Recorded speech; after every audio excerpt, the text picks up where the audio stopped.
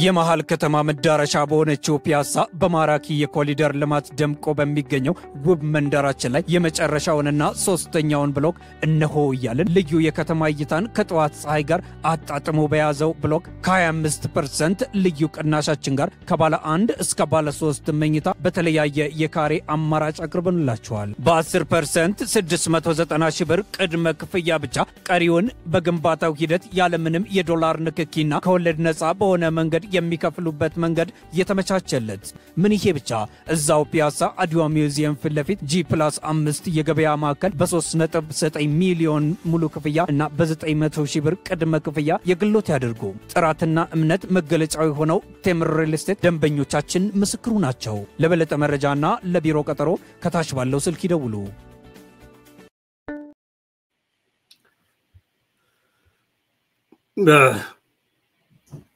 ዳግም መብረቃዊ ጥቃት በጣም ወሳኝ ሐሳብ ነው ማነሳው። በደንብ ተከታተሉት መርጣለው። አዲስ ኮምፓስ ቤተሰቦች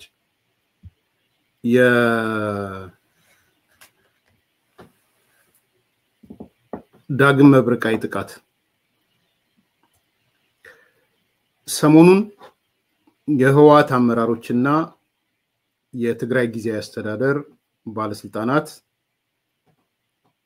በአደባባይ ከሚያደርጉት የቅስቀሳ ዛቻ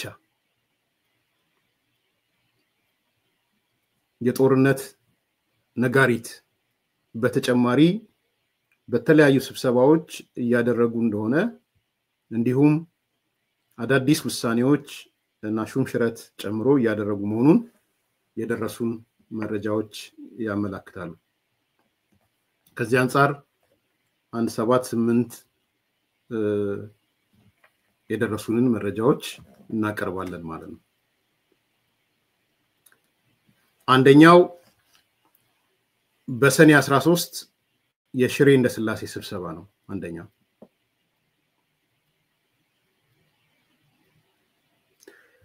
በሰኔ 13 የህወሓት ይሄ የአደመ ቡድን በተለምዶ የሚባለው የደብረጽዮን የመንጆሪኖና የዓለም ገብረዋህድ ሙድብ እና የጊዜያዊ አስተዳደሩ ፕሬዝዳንት ጀነራል ታደሰ ወረደ በተገኘበት ሰኔ 13 ስብሰባ አድርገዋል። በዚህ ስብሰባቸው ላይ ከሞላ ጎደል ወደ 10 ነጥቦች አካባቢ ወስነዋል። ያንዳንዳችሁን እናነሳቸዋለን። አንደኛ ምዕራብ ትግራይን የፌደራል መንግስትም ሆነ ጠቅላይ ሚኒስትሩ ፈቅደው ለኛ እንደማይሰጡን አረጋግጠናል ብለዋል።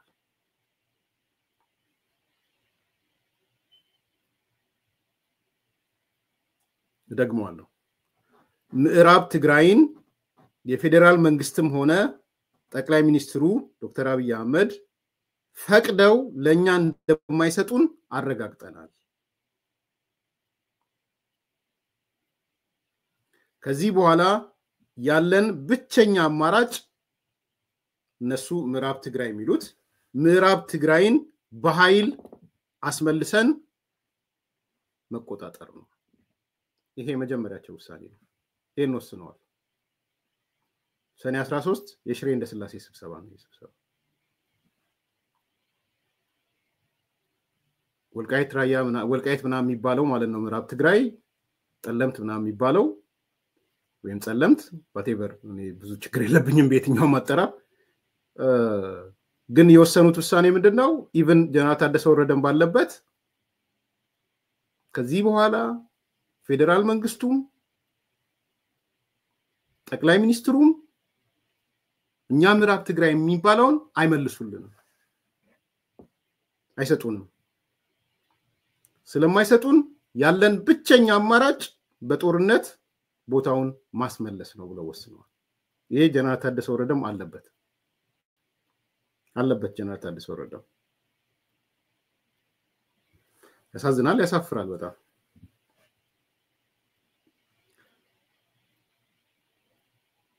የዛሬ የጀነራል ታደሰ ወረደ ንግግር ምልክት ነው በነገራችን ላይ ዛሬ ጀነራል ታደሰ ወረደ ንግግር አድርጓል የሰማታት ምናምን የሚባል ቦታ ላይ ንግግር አድርጓል ያ ንግግር ግላጭ ነው የወጣው በቃ ምንም የሚሸፋፈን ነገርም የለው ምንም የሚሸፋፈን እንዲህ ነው ያልኩት ብሎ እንኳን ሊል የሚችልበት ነገር የለውም ዛሬ ጀነራል ታደሰ ወረደ የተደናገረው ምንድነው የሚለው የዛሬ ንግግሩ ነው የምነግራችሁ የጀነራል ታደሰ ወረደ ማለት ነው ቅንፍ ከፖለቲካዊና ሰላማዊ ትግል ውጪ ያለውን አማራጭ ተገደን እንጂ ፈቅደን የምንገባው እንዳልሆነ የዓለም ማህበረሰብ ሊገነዘበው ይገባል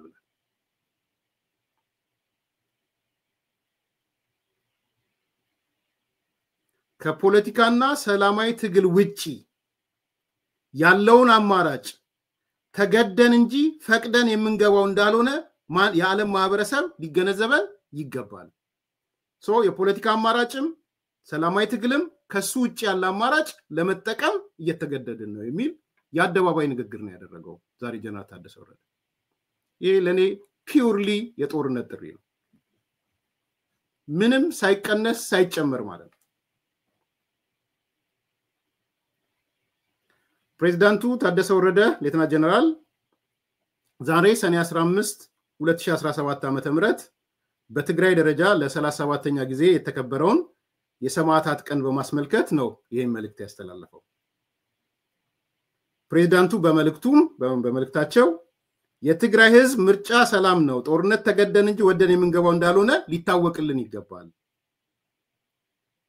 የሚል ነው እወቁልን ወደ ጦርነት እየገባን ነው ወደ ጦርነት እየገባን ያለ ነው ግን የሰላም አማራጭ የፖለቲካ ሰላማዊ ትግል ስላልፈለግን አይደለም ካቅማችን በላይ ማንንም ሰው ጦርነት ሲከፍት በአቅሜ የሆነው ነው ጦርነት የከፈትኩት አይልም በነገራችን እኔ አላቅም ካቅም በላይ ባልሆነ ምክንያት ጦርነት ከፈትኩ የሚል ሰው እኔ ሰምቼ አላቅም ከሰማችሁ ንገሩኝ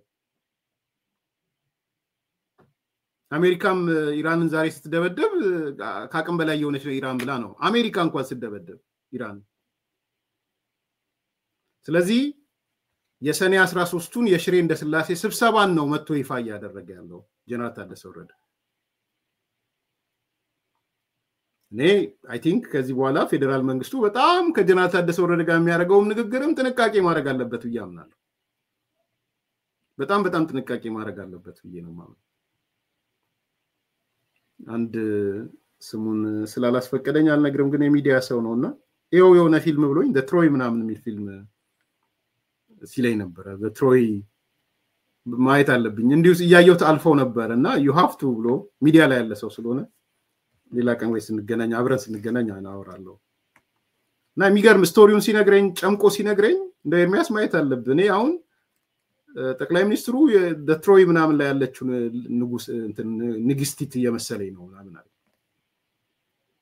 ባጭሩ ምንድነው ትሮይ ምናምን ርዕሱን አስታውሱኝ የፊልሙን ድረስ አለ ኔትፍሊክስ ላይ አዋል አላየሁትም ሆነስትሊ ነው እናገር እና ይሄ የሆኑ ጉሮች እየተሰበሰቡ የመጣው እግር ከወርች ያሰሩ ትቆያለ ከአግሬሲቭ ከነበር ከአግሬሲቭነት እየወረደ አንተ ታስረ ትቆይና መጨረሻ ላይ የማትወጣበት አዘቅት ውስጥ ገባል such kind of ነገር ያያየው ነው ሰላም አያስፈልግም ምን አያስፈልግም ይያልኩ አይደለም ሰላም የሚዲያ ሰላም ነው ዋና ወሳኝ ግን የሄደ የመጣ የሳቀ ደን መለከላኪያውን ያየ ከጀነራል እንትናጋ ምናምን እየሆነ ነገሮችን እየታዘበ ሻቢያም ኢሳያስም ያን ያደረገው ሌላ ምን አደረገ መጥቶ ታዝቦ አየራይሉ ምኑ ሲጎበኝ ነው የከረመው የኢትዮጵያ አካሎች ናቸው ማረግ አለባቸው ያረግለባቸው ይያልኩ አይደለም ግን በዚህ ደረጃ ተገደን እየገባን ያለ ነው ወደ ጦርነት ይታወቅልን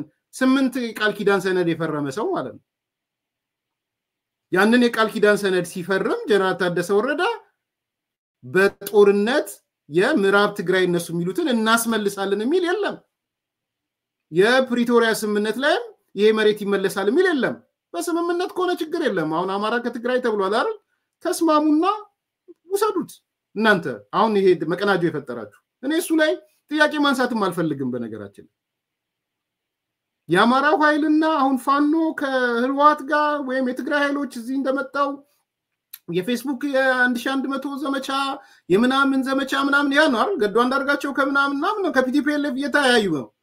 እናንተ ተስማሙና ስጧቸው። አይ ቲንክ እኔ ፌደራል መንግስቱ የሚቃወም አይመስለኝም እንደው ከርቀት የምመለከተው። አሁን መቀናጆ ከፈጠራችሁ አይ ቲንክ ወልቃይት ምንም ምዕራብ ትግራይም ይመለስ ብላችሁ ወስኑላቸው ገዱ አንዳርጋቸውን ጨምሮ። እዛ ላይ አይደለም ጥያቄ ነው።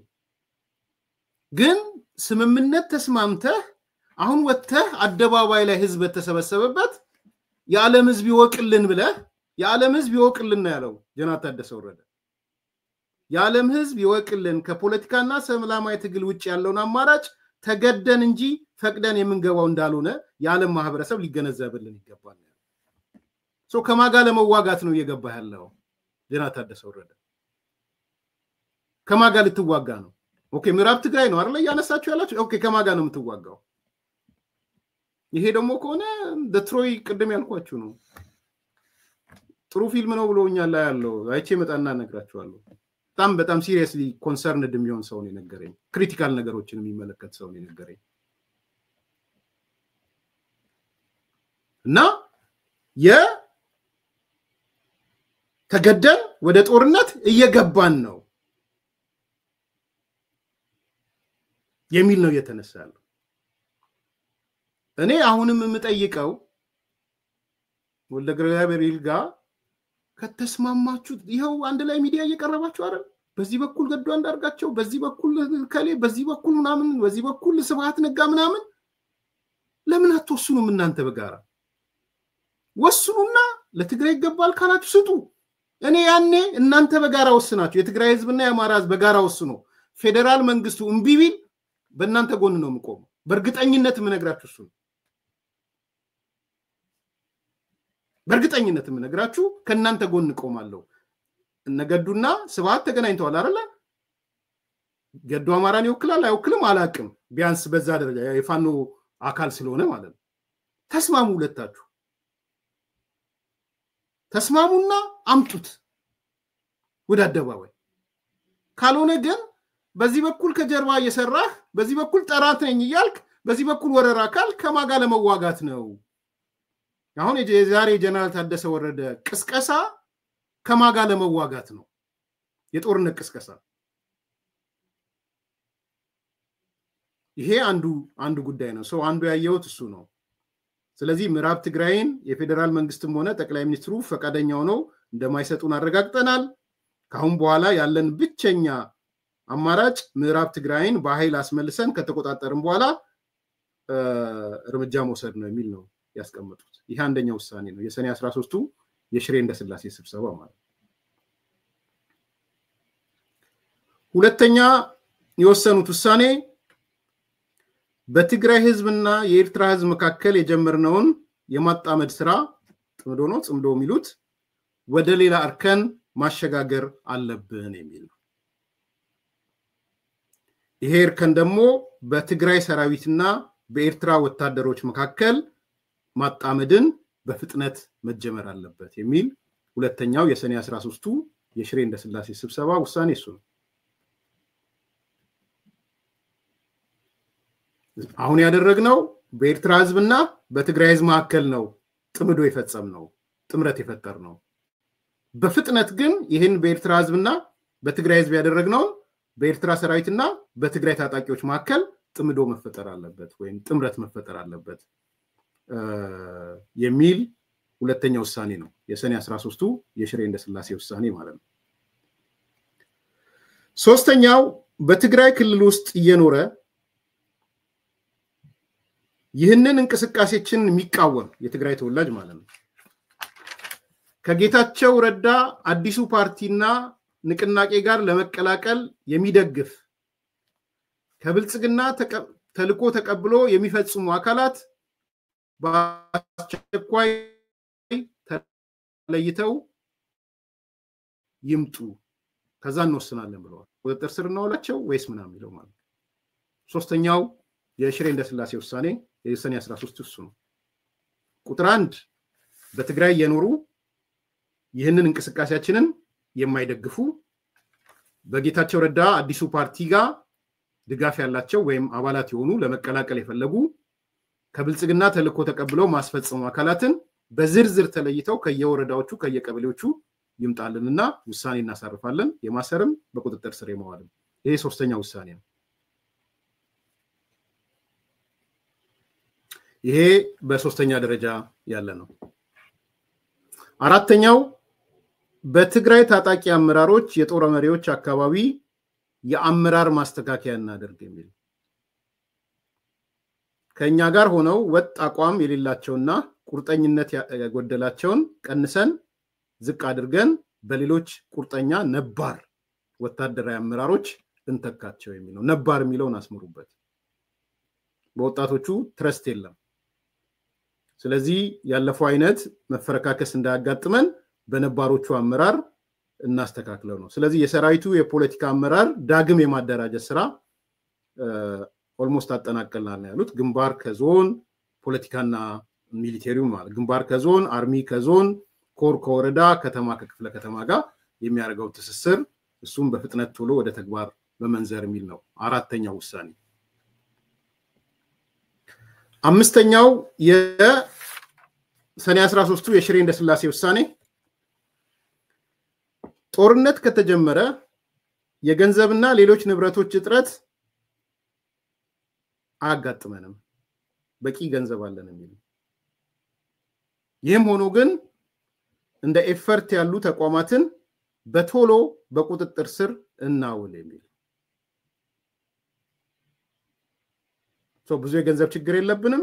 ይህም ሆኖ ግን እንደ ኤፈርት ያሉ ድርጅቶችን በቁጥጥር ስር እናውል ብሏል። ከትላንት ወዲያ ማታ የኤፈርት ኩዴታ ተካሂዶ ተጠናቋል። በነገራችን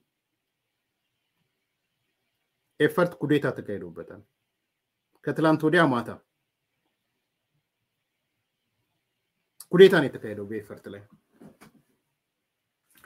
ባጭሩ ምንድነው የሆነው? ከትላንት ወዲያ ማታ 1 ሰዓት ላይ ከምሽቱ 1 ሰዓት ላይ ኦልሞስት ስራ ካለቀ በኋላ የመዝገብ ቤት ሰራተኛዋ የሆነችውን ከቤቷ አስገድደው ወደ ኤፈርት ጽፈት ቤት እንድትገባ እንድትሄድ አድርገዋል። ካደረጓት በኋላ በርካታ ደብዳቤዎች ከሽሬ ከስራ ሰዓት ውጪ በማህተም እንዲወጡ አስደርገዋል። ሴትዮዋ ፖሊስ ሪፖርት አድርጋለች አላረገችም ጥርጣሬዎች አሉ። ስለዚህ ከምሽቱ 1 ሰዓት ቤቷ ሄደው አምጥተው ደብዳቤ ጽፈው አስፈርመው የኤፈርት ኩዴታን ነው የፈጸሙት። የኤፈርት ኩዴታ ተፈጽሟል። በነገራችን ላይ አንድ ሁለት ደብዳቤዎች ላሳያችሁ እችላለሁ። ከትላንት ወዲያ ማታ የወጡ ደብዳቤዎች ናቸው። የሚያወጣው ዶክተር አብርሃም ተከስተ ነው። ይሄ በእነ አዲስ ዓለም ባሌማና በዶክተር አብርሃም ተከስተ የወጡ ደብዳቤዎች ናቸው። ለምሳሌ ይሄ በየነ መክሪ የተሰጠው ደብዳቤ ነው። ተሰናብታል የሚል ርክክብ አድርግ የሚል በየነ መክሪ እንደምታውቁት የኤፈርት ዋና ስራ አስፈጻሚ ሆነ አሁን ከነጌታቸው ጋር ያለ አዲስ አበባ ያለ ሰው ነው። ለበየነ መክሪ የላኩለት ደብዳቤ ይሄ ደብዳቤ ነው። ይሄን የላኩለት ይሄ ነው። ይሄ ደብዳቤ ቀጥታ ደርሶታል። እዛው ከትላንት ወዲያ ማታ ጻፊዋን የመዝገብ ቤቷን ጠሯት፣ ይዘዋት ቁጥጥር ስር አውሏት ሄዱ። ደብዳቤውን አዘጋጁ፣ ማተም አስመቱ፣ ቲተር አዘጋጁ፣ ደብዳቤውን አሰራጩት። ይሄን ያደረገው ዶክተር አብርሃም ተከስተ ነው። ከኤርትራ ጋር ብንሰራ ጥሩ ነው ብሎ የሚያስበው አብርሃም ተከስተ ማለት ነው። ያኔ በተማርኮ የነበረው ማለት ነው። የአዲስ አበባ መሬት ሲቸበችብ የነበረው ምክንያቱም ሰላም ከመጣ በነገራችን ላይ ዶክተር አብርሃም ተከስተ እስር ቤት ነው የሚገባው አዲስ አበባ። የዚህ የሽግግር ፍትህ ከመጣ የቁጥር 1 በመሬት ጉዳይ የሚጠየቀው ዶክተር አብርሃም ተከስተ ነው። ይሄን ቃሌን ያዙ። የኔ ማስታወሻ ብቻ ይበቃ። የኔ ማስታወሻ ብቻ ይበቃ። አዲስ ነገር አይደለም የተናገርኩት። የአዲስ አበባን ራቁቷን እንድትቀር ካረጉ ሰዎች አንዱ ዶክተር አብርሃም ተከስተ። ስለዚህ በምንም መንገድ ሰላም እንዲመጣ አይፈልግም። ይሄ 10 ዓመት ወደ ኋላ ይሰራል ምናምን ሚጎች እንዲመጡ አይፈልግም። ለምን እንደተለቀቀም እርግጠኛ አይደለሁም በጦርነቱ ምክንያት ይዘውት ስለሆነ ይናል አላቅ ሶ አሁን ዛሬ የኤፈርት ከትላንት ወዲያ የኤፈርት ኩዴታ ተፈጽሞ መፈንቅለ ኤፈርት ማለት ነው የተፈጸመው ትክክል ነው መፈንቅለ ኤፈርት ያላችሁ ይሄን ደግሞ በምሽት ነው ያደረጉት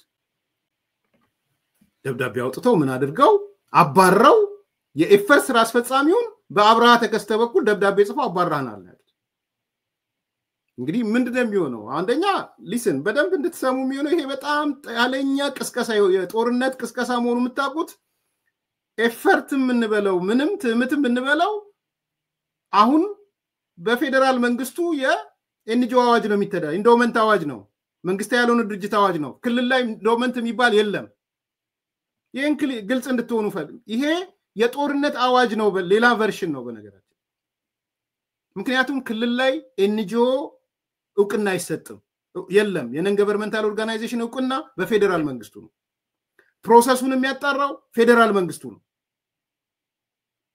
ህጋዊነትና ህገወጥነትን የሚያጣራው ፌደራል መንግስቱ ነው ያኔ ደግሞ አልተቀበልኳችሁም ብሏቸዋል ያደረጋችሁትን የቦርድ ምርጫ አልተቀበልኩም ብሏል የኢትዮጵያ መንግስታዊ ያልሆኑ ድርጅቶች ጽፈት ቤቱ ማለት ነው ወይም ኤጀንሲው ሶ ኤጀንሲው ያልተቀበለውን just by the way just like TPLF ማለት ነው TPLF ምርጫ ቦርድ አልቀበልም ማለው መጨረሻ ላይ ሰረዘው the same story ነው ለዚህ የሚሆነው እየሄደበት ያለው መንገድ ከኤንጂኦ አዋጁ በተቃራኒ ነው እየሄደ ያለው ቦርድ እንዴት ይመረጣል ታዛቢዎች እንዴት ይኖራሉ ስራ አስፈጻሚዎች እንዴት ያስረክባሉ ይሄ በሆነበት ምን ታመጣላችሁ በሚል የቦርድ ሽመት እነ ዶክተር አብርሃም ተከስተመጡ አሁን ያሉትን እነ በየነ መክሪን ሌሎቹን አባረሯቸው በደብዳቤ አባረሯቸው ከትላንት ወዲያ ነው መፈንቅለ ኤፈርት የተካሄደው ሶ ወዴት ነው የሚያመራው አሁን ፌደራል መንግስቱ ያግዳል እንግዲህ ብዙ ሀብት ቀላል ያልሆነ ሀብት አዲስ አበባ ላይ ያላቸው I don't know ወስዶት ኮና አላቅም ምንድነው የሚያደርገው ነው አዋጁ ምን ያደርጋቸዋል መቀሌ ላይ መስለኝም ብዙ ሀብት ያለው ኢቭን ቢኖር እንኳን ትራንዛክሽኑ ኢኮኖሚክ ትራንዛክሽኑ ወደ አዲስ አበባና ኢትዮጵያ ውስጥ ነው ያለው ስለዚህ ሌላኛው ውሳኔ ኢኔኒ ኬዝ ውሳኔ ነው እየነገርኳችሁ ያለሁት የጦርነት ከተጀመረ የገንዘብ እጥረት የለብንም ቢኖርብንም ኤፈርት መቆጣጠር ስራ ይውለናል የኤፈርት ኩዴታ አካይደናል አመራር መርጠን ለይተናል አሁን የትግራይ ሳይሆን ኤፈርት የቲፒኤልኤፍ ሰዎች የተቆጣጠሩት ሆነ ማለት ነው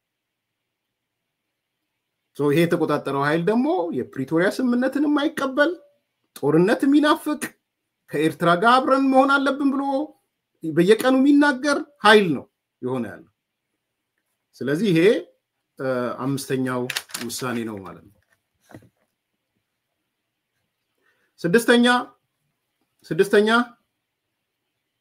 የጦር መሳሪያና የሎጂስቲክ አቅርቦትን በተመለከተ ነው የጦር መሳሪያና የሎጂስቲክ አቅርቦትን በተመለከተ የኤርትራ መንግስት የጦር መሳሪያ እንድናስገባ ፈቅዶልናል የሽሬው ስብሰባ አንዱ እሱ ነው የሰኔ 13ቱ የሽሬ ስብሰባ ማለት ነው ሶ የኤርትራ መንግስት ጦርነት እንድናስገባ ፈቅዶልናል ኬላው እንዲከፈት ያደረግንበት አንዱ ምክንያት ይህ ነው በበቂ መጠን ገንዘብ ገዝተን ማስገባት የምንችልበት ቁመና ላይ ነው ያለነው ብለዋል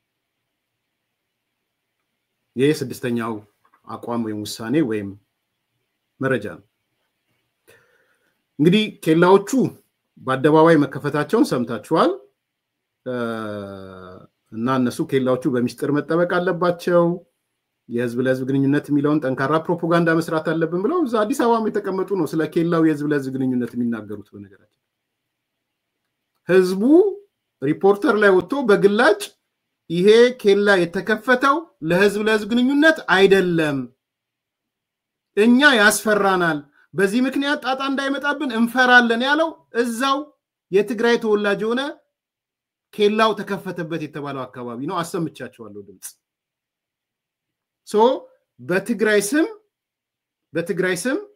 ህዝብ ስም በግንኙነት በህዝብ ግንኙነት ስም ነው ኬላው የተከፈተው ኬላውን ሲከፍቱ ደግሞ አንዱ የጦር መሳሪያ ለማዘዋወር ነው የኤርትራ መንግስትም የጦር መሳሪያ እንዲሰጣቸው ማለት ነው።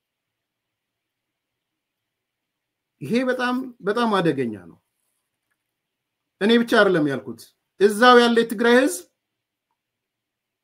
ውሸት ነው፣ የህዝብ ለህዝብ ግንኙነት አይደለም፣ ቲፒኤልኤፍ ከሻቢያ ጋር ነው የተገናኘው፣ ቲፒኤልኤፍ ያዘጋጃቸው ሰዎች ከሻቢያ ጋር ያዘጋጃቸው ሰዎች ጋር ነው የተገናኙት፣ የህዝብ ለህዝብ አይደለም፣ እንፈራለን ያለው።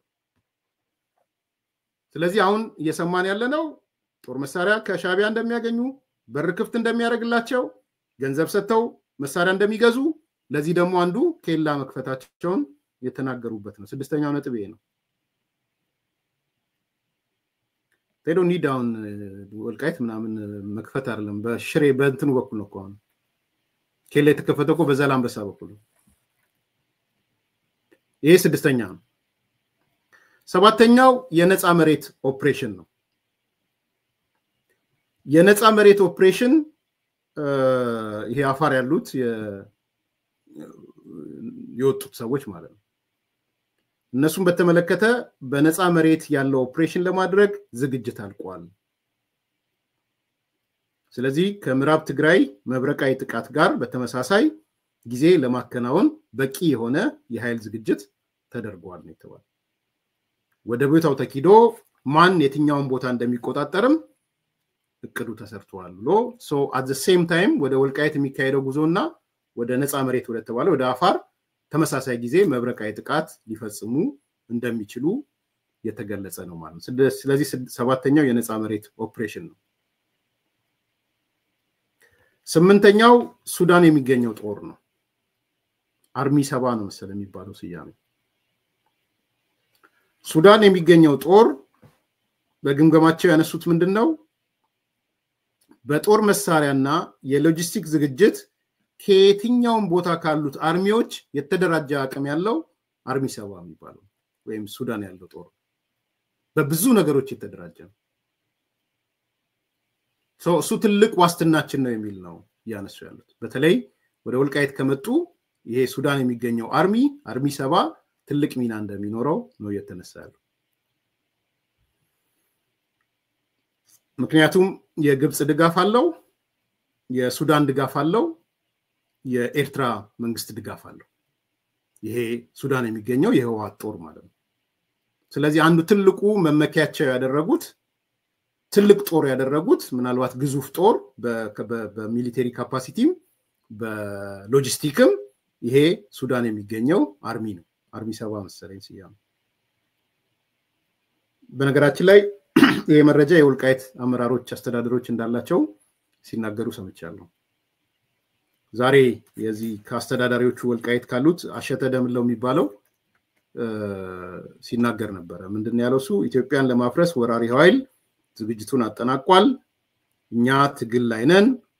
ትግላችን ደግሞ ከማንነትና ርስት ከፍ ያለ የኢትዮጵያን ቀይ መስመር ማስከበር ነው የሚል አሸተ ደምለው ዛሬ ሲያነሳ ነበር። ስለዚህ ከሞላ ጎደል እዛ አካባቢ ያለው ነገር ለመፈንዳት የተዘጋጀ ነገር መሆኑን የሚያሳይ ነው። ይሄ ሌላኛው ነው ማለት ነው። ዘጠነኛው ፋኖና የውጪ ዲያስፖራ አስተባባሪዎችን በተመለከተ ነው። የሽሬው ስብሰባ ካያቸው ነገሮች አንዱ ማለት ነው። የሽሬ ስብሰባ ላይ ጀነራል ታደሰ ወረደም አለበት ብያለሁ። የሰኔ 13ቱ የሽሬ እንደስላሴ ስብሰባ እናደመ ብቻ ሳይሆኑ ጀነራል ታደሰ ወረደም ያለበት። ፋኖን የውጪ ዲያስፖራ አስተባባሪዎችን በተመለከተ ምንድነው ያሉት? የዘመኔ ካሴ ቡድን እነሱ የሚመራው ፋኖ የምሬ ወዳጆ ምናምን እና በውጭ ያሉት የነሱ ደጋፊዎች አስተባባሪዎች ጋር አብረን እየሰራን ነው ብለዋል። አብረን እየሰራን ነው። በተለይ የጎጃም ፋኖ በምዕራብ ትግራይ ላይ የለዘብተኛ አቋም ስላላቸው አብረን መስራት እንችላለን የሚል ድምዳሜ ላይ መድረሳቸውን፣ የወሎ ፋኖም በመቀሌ ተገኝተው ስምምነት ላይ ደርሰናል ነው የሚሉት። እንግዲህ የነምሬ ወዳጆ ማለት ነው። መቀሌ መታየታቸውን ያው ከዚህ በፊት ዜና ሆኖ እነሱ መግለጫዎታቸው አይቻቸዋል። የወሎ ፋኖ ነምሬ ተደናግጠው መግለጫ ያወጡትን እና ከኛ የከዱ ናቸው ያባረርናቸው ናቸው ምናምን መቀሌ የተገኙት ሲሉ ነበር በመግለጫቸው። ሄዳችሁ ማዛን እንትና ማዛ ማመድ ጋር መግለጫውን ከፈለጋችሁ ማለት አልካዱም። መቀሌ መገኘታቸውን የወሎ ፋኖች አመራሮች አልካዱም። የካዷት አንድ ነገር ናት። ስክ ስትታወቅባቸው ወጡና ከኛ የካዱ ናቸው። በነ ዘመነ ቡድን ውጭ ያለውን ዲያስፖራ ነገዱ ነይልቃል ምናምን ኢንጂነር ይልቃል ወዘተ የሚባል ሌሎቹም ችግር የለባቸውም በዚህ በምዕራብ ትግራይ ላይ ማለት ነው። ዋናው ጠላታችን አብይ አህመድ ስለሆነ በሚል ከጎጃም ፋኖ ጋር ችግር የለብንም ከወሎ ፋኖ ጋር ችግር የለብንም ብለው ምቹ ሁኔታ ምቹ መደላድል አለ የሚል ነው። እኔ እነፋን ዘመነም እነዚህ ውጭ ያሉትም አሳምናችሁ ጎጃሙንም አሳምናችሁ ሸዋውንም አሳምናችሁ ጎንደርንም አሳምናችሁ ለሰላም ሲባል መስጠት ካል የሚያስፈልግ ከሆነ አድርጉት። እኔ ጥሩ የሚመስለኝ እሱ ነው። የእናንተ መስማማት ነው ወሳኝ። የእናንተ መስማማት እንጂ ኢትዮጵያ ናት። ምናልባት ተከራከሩ ኢትዮጵያ እንዳይገነጠሉ ቃል ኪዳን ግቡ እንዳይገነጠሉ ገንጥለው እንዳይወስዱ ቃል ተግባቡ እንጂ ከዛ ውጪ ምንም ችግር አለ? እኔ ያሴ ፌደራል ገቨርንመንት ቢወስን ደስ የሚለኝ እሱን ነው ኢንክሉዲንግ ጠቅላይ ሚኒስትሩ በኢትዮጵያ አንድነት ውስጥ እስከሆነ ድረስ ትግራይ ውስጥ ሆነ አማራ ውስጥ ሆነ ምናምን እኔ ብዙ አበሳይና ጣጣይ አይደለም። በነገራችን ላይ እንዳንድ የኢትዮጵያ ማንነት እንዳለው ሰው አበሳይ የሚሆነው እንገንጠል ያሉ ጊዜ ነው። እንገንጠል ካሉ ግን አምስታንድ ዊዝ አልገነጠልም ከሚለው ጋር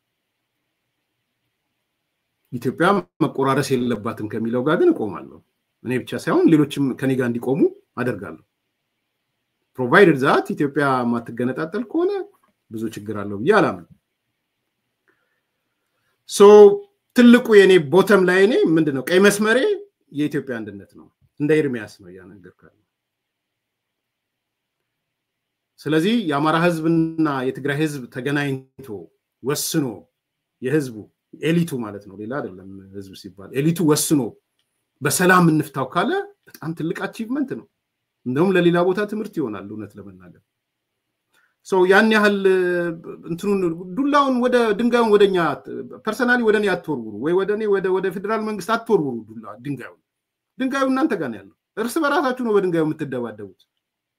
አንዱን የሚያቆስለው ድንጋይ እዛው እጃችሁ ላይ ነው ያለው። ለአንዳንዶቻችሁ ነው እየነገርኩ ያለው። ስለዚህ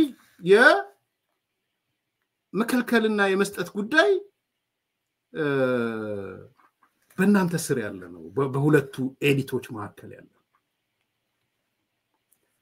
ዞሮ ግን ፋኖ የውጭ ዲያስፖራ አስተባባሪዎች በተመለከተ ፖዚቲቭሊ ከነዘመነ ጋር መስራት እንችላለን። አደገኞቹ እነ እስክንድር ናቸው። እነሱ ደግሞ ከሞላ ጎደል እየጠፉ ነው ብለዋል። በነገራችን የእነ እስክንድር ቡድን ኤክስትኒክ እንትን እያለ ነው ከዕለት ተዕለት እዛ ውጪም በሚሰራው ስራ ከጥቅም ውጪ ወጥተዋል የሚል ግምገማ ነው ያላቸው። እነሱ አስቸግረው ነበረ፣ እነሱን እየመታናቸው ነው።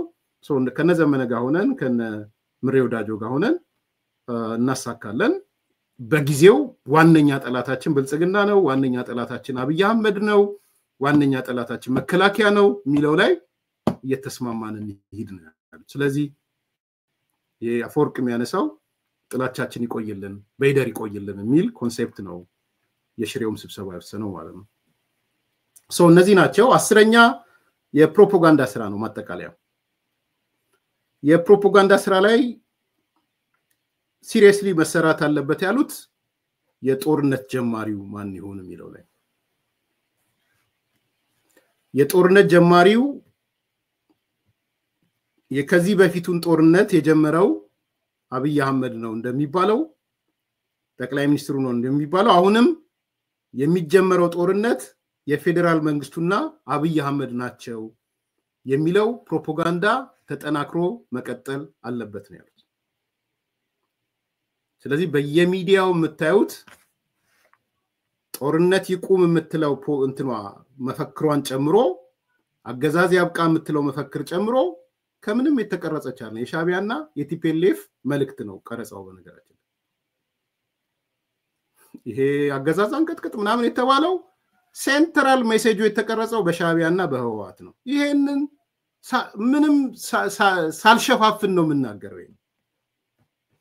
ኮሩ እሱ ስለሆነ ማለት ነው። አሁን ኮሩ የተፈለገው የጦርነቱን ጀማሪ ጠቅላይ ሚኒስትሩ ነው፣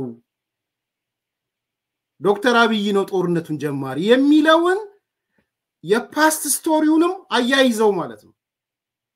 እንዴ አላወቃችሁም እንጂ ትላንትና እኮ የነበረው ጦርነትም ጀማሪው እሱ ነው።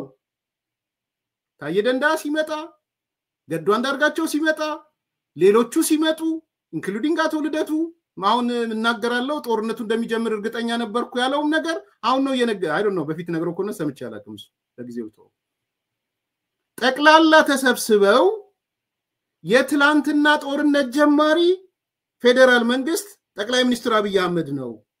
ስለዚህ የአሁንም ጀማሪ ፌደራል መንግስት ጠቅላይ ሚኒስትር አብይ አህመድ ነው የሚል ነው። ባይዘዌ እየተሰራ ያለው ይሄ ነው። እወቁት። ይሄንን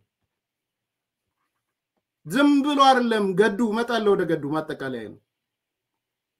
ዝም ብሎ አይደለም ገዱ የኔ የትግራይ ጦርነት ላይ የኔ አላማና የአብይ አህመድ አላማ የጠቅላይ ሚኒስትሩ አላማ ይለያይ ነበር ብሎ አይኑን በጨዋጥ ወይ መጣው ዝም ብሎ አይደለም። እወቁት ይሄንን። ስለዚህ የፕሮፓጋንዳው ትርክት በዋናኛነት ትርክቱ ጦርነቱ ሲጀመር የሚጀምረው ፌደራል መንግስት አብይ አህመድ ነው የሚል ነው። ለዚህ ነው የእያንዳንዱ መድረክ ዝግጅት የምትመለከቱት በሙሉ እዚህ ላይ ያነጣጠረ። ቀደም እንዳልኩት ያገዛዛን ቀጥቅጥ ህዝባን ቀጥቅጥ ምናምን የሚል ሰላማዊ ሰልፍ ምናምን የተደረገው ማዕከላዊ መልእክት የጦርነቱ ጠማቂ ጀማሪ ፌደራል መንግስት ነው፣ ስፔሲፊክ ዶክተር አብይ ነው የሚል ማሰረጽ። ይሄ አንደኛው ነው። ሁለተኛ ከሻዕቢያ ጋር ግንኙነት የፈጠሩ ኃይሎች እያደረጉ ያሉትን እንቅስቃሴ አይታችሁት ከሆነ የጦርነቱን ጀማሪነት ወደ ፌደራል መንግስቱና ለመስጠት ነው። በሙሉ ማየት ትችላላችሁ። የሻዕቢያ ልጆች የአንዲ ልጆች ምናምን ከመፈክራቸው ጀምሮ አንደኛ አንዲ ልጅ ያለውን ነገር ያው አጀንዳው ነው አይታችኋል።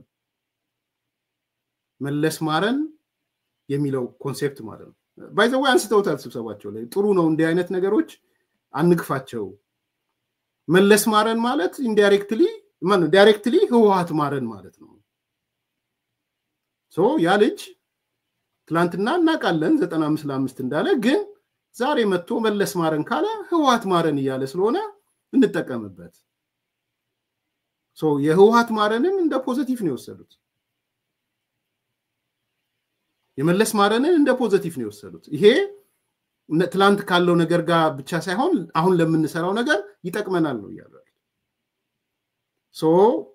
ምንም እንኳን 95 ምናምን እንትን ኮንሰንትሬሽን ካምፕ ምናምን ቢለንም እሱ ግድ የለም ይቆይልን። እሱ ሂሳብ የምናወራረድበት ጊዜ አይደለንም። አሁን ጸብ የምናወራረድበት ጊዜ አይደለንም የሚል ሐሳብ ነው። እነሱ መጠቀም ነው። በመጨረሻ ያው እንደና አቶ ገዱ አይነት ሰዎች አደባባይ ወጥተው ኑዛዜያቸውን እንዲያሰሙ ማድረግ ነው። እንዲናዘዙ አንዳንድ ሰዎች ቶርቸር ምናምን ሲደረግ ቶርቸር በፍቃደኝነት ያደረገ ያለው ኑዛዜ ነው። ነገራችን አቶ ገዱ እኔ ብዙ ስለሱ ማንሳት አልፈልግም። አንዳንድ ቪዲዮዎች ግን በቂ ናቸው። ወይም ሌሎች ሰዎች የሰጧቸው አስተያየቶች አሉ። አቶ ገዱ ባደረገው ነገር እኔ ከምናገር የትግራይ ልጆች የሰጡት አስተያየት አለ። የዩኤምዲ ሚዲያ ባለቤት የሰጠው አስተያየት ይሄን ይመስላል። በቂ ነው ለኔ ሌላ ዲቴይልስ ከመሄድ ማለት ነው።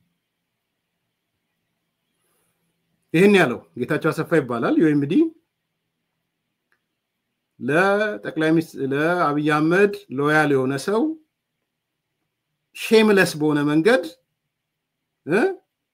ሲሰራም እንደማየት የሚያሳዝን ነገር የለም ነው ያለው። ይሄን ያለው ለምን ፐርፐዝ ነው ምናምን እንግዲህ የእያንዳንዱ ሚዲያ የራሱ ዓላማ ይኖረዋል እዛ ውስጥ መግባት አልፈልግም ለጊዜው የህሊና ጉዳይ ስለሆነ ማለት ነው ሆኖ ግን አይ ቲንክ ከህሊናው ጋር ተሟግቶ የጻፈ ይመስለኛል ጌታቸው አሰፋ ዩኤምዲ ፕሮፌሰር ጌታቸው አሰፋ ይቅርታ ይሄን የጻፈው ገዱ አንዳርጋቸውን እንደመስማት የሚያም ነገር የለም ነው once the most loyal enabler of Abiy Ahmed ይላል now shamelessly pointing fingers as if only Abiy was anti-Tigray ያለኛል የኔ አይደለም ወንድሞች የዩኤምዲ የትግራይ ሚዲያ ላይ ያለ ሰው ጽሁፉን ላሳያችሁ ይሄ ነው በቃ እንደዚህ ነው ማለት እንግዲህ ከብዙ ከሊና ሙግት በኋላ የጻፈው ነው የሚመስለው so ማለት አሳፋሪ ነው እውነት ለመናገር በውጭ ጉዳይ ሚኒስቴር የነበረ የክልል ፕሬዝዳንት የነበረ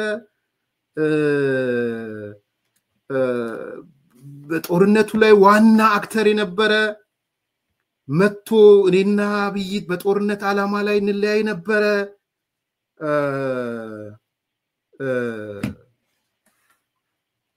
ምን ማለት ነው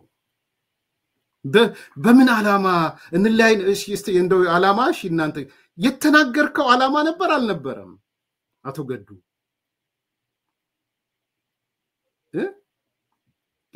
ማለት ሌላው ይቅርና የተናገርከው እንዴት ህወሓት ይባላል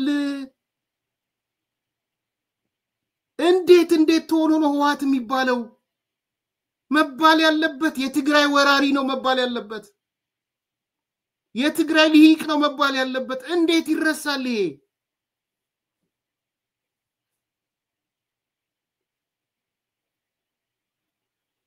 ሌሎቹ ቢያንስ ቲፒኤልኤፍ ምናምን የሆነ ነገር ቢሉም ወያኔና ያልነው ቲፒኤልኤፍና ያልነው ይላሉኮ አይቺን ቃልኮ የተጠቀመው ቲፒኤልኤፍን ለማለት አንተ እኮ ቲፒኤልኤፍ አይደለም ያልከው የትግራይ ወራሪ ኃይል ነው ያልከው የትግራይ ልሂቅ ያልክ ነው የተናገርከው የትግራይ ልሂቅ ድርጊቱ ከጣሊያንም ይብሳል ነው ያልከው በነገራችን ፋክት ነው አይደለም ዲስከስ ያርግሰው ዛሬ መተግን እኔ ያስኩት የጦርነት ዓላማ ጠቅላይ ሚኒስትሩ ከያዘው ዓላማ ጋር ይለያያል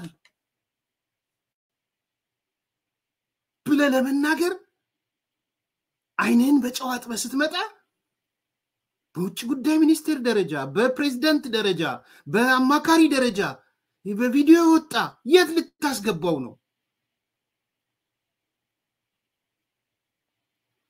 በቃ ግላጭ ወጣ እኮ ነው ሌላ ሩቅ አይደለም እኮ የትግራይ ወራሪ የሚለው የተሳደብክ አትበሉ እዚህ ውስጥ አላችሁ አንዳንድ ሰዎች የሚያማቹ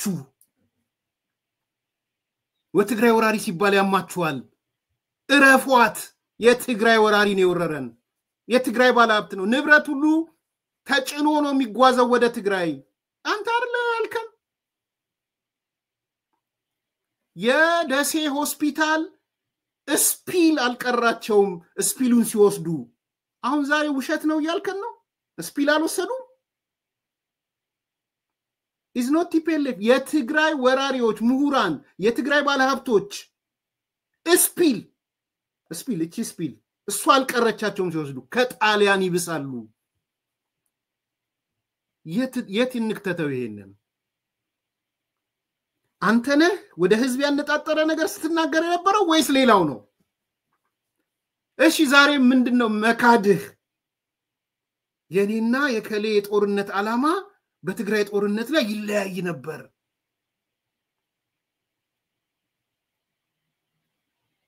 እንደው ማለት really ኔና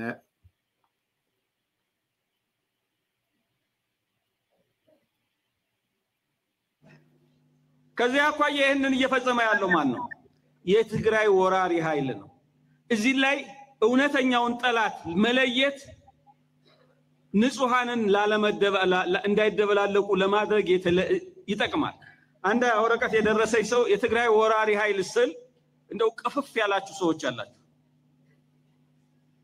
ጣሊያን እኮ እንደዚህ ያላደረገ ጣሊያን አገር ውስጥ ባንድ አገር ውስጥ የኖርነ አይመስልም የፈጸሙት ሁኔታ ይሄ እውነት ነው ይሄ ወራሪ ኃይል የሚባለው ቁጥር 1 የትግራይ ፖለቲከኞች አቅደው ነው ያስፈጸሙት ያለው ዋናው ጠላት ይሄ ኃይል ሁለተኛ የታጠቀው ኃይል ገብቶ ይሄ ወራሪ ኃይል የሚባለው ቁጥር 1 የትግራይ ፖለቲከኞች አቅደው ነው ያስፈጸሙት ያለው ዋናው ጠላት ይሄ ኃይል የትግራይ ፖለቲከኞች ነው ቲፒኤልኤፍ አይደለም በነገራችን ላይ ዋነኛ አስፈጻሚ ሆነ ያሉት የትግራይ ፖለቲከኞች ናቸው ልክ ነው ባላማ ለተለያዩ ትችላላችሁ ሁለተኛ የታጠቀው ኃይል ገብቶ ያማሰለ ሰው እየገደለ ነው እየዘረፈ ነው ያዘረፈ ነው ተቋማትን እያፈረሰ ነው ሶስተኛ የትግራይ ምሁራን ይሄን ኃይል የሚደግፉት ነው ዝም ብሎ በሰላም የሚኖሩትን አይደለም ይያልኩ ያለው በሚዲያ በዲፕሎማሲ በሐሳብ ይሄ ወረራ በአማራ ላይ የሚደረግ ጭፍጨፋ ትክክል መሆኑን ድጋፍ እየሰጡ ስር የወጋ ርዕዮተ ዓለማዊ መሰረት እንዲይዝ አድርገው ታስቦበት ጭፍጨፋው ፖለቲካዊ መሰረት ይዞት እንዲሄድ እያደረጉ ነው አራተኛው በዚህ ወረራ ሰራዊቱን እየተከተለ ባዶ መኪና ይዞ ከኋላ እየተከተለ ከሰራዊቱ ጋር ተባብሮ ሀብታችንን እየወሰደ ያለው ከዚህ ኃይል ጋር ተባብሮ የትግራይ ነጋዴ የነዚህ ህብረት ነው የትግራይ ገበሬ ምንም አላረገ የትግራይ ከተማ ነዋሪ በንጹሃን ቤቱ ተቀምጦ በድህነት እየተሰቃየ ያለ ምንም አላደረገ የትግራይ ነጋዴ ነው ያለው በነገራችን የትግራይ ነጋዴ የትግራይ ፖለቲከኞች የትግራይ ምሁራን ይሄ ነው እንግዲህ ገዱ አንዳርጋቸው ማለት እነዚህ ኃይሎች ናቸው ይሄን ማድረግ ዋናው ጠላት እዚህ መጥቶልሃል ወራሪ ኃይል ትግራይ ውስጥ እኮ ስላለ አይደለም እንዲያልን ያለን አማራ ክልል አፋር ክልል ገብቶ የአፋር አርብቶ አደሮችን እያጎሳቆለ ያለውን ኃይል ነው ይሄ ኃይል ጠላት ነው ዋናው ጠላት ነው እና እንዴት ነው ስቅቅ የሚላችሁ ወንድሞች